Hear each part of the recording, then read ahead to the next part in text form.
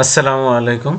Dhaka power distribution company limited তথা DPDC switch board attendant এবং অন্যান্য যে পদের সার্কুলারটি হয়েছিল এর পূর্বে উক্ত পদগুলোর জন্য আবেদন সংশ্লিষ্ট একটি বিজ্ঞপ্তি প্রকাশ করেছে। সেই বিজ্ঞপ্তিটি আপনাদের সামনে তুলে ধরছি। এখানে বলা হয়েছে, Dhaka power distribution company limited তথা ডিপিডিসি এর স্মারক নম্বর এত, তারিখ এত এর মাধ্যমে সুইচ বোর্ড অ্যাটেন্ডেন্ট পদে জনবল নিয়োগের উদ্দেশ্যে নিয়োগ বিজ্ঞপ্তি প্রচার করা হয়। বর্ণিত পদে আবেদনের শেষ তারিখ ছিল 15/1/2025 খ্রিস্টাব্দ। নিয়োগ বিজ্ঞপ্তিটি আমি আমার চ্যানেলে দেখিয়েছিলাম।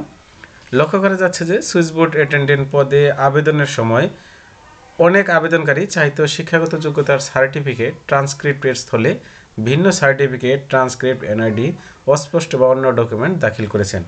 কিভাবে আবেদন করতে হয় তাও কিন্তু আমি দেখিয়েছিলাম। যারা দেখেনি দেখে আসতে পারেন।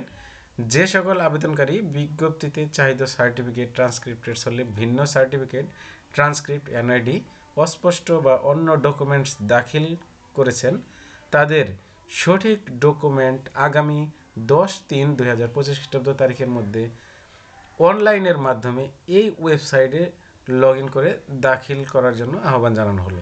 এর ব্যত্যয়ে এবং সঠিক ডকুমেন্টের অভাবে আবেদন অসম্পূর্ণ বিবেচনায় অগ্রহণযোগ্য বাতিল বিবেচিত হবে।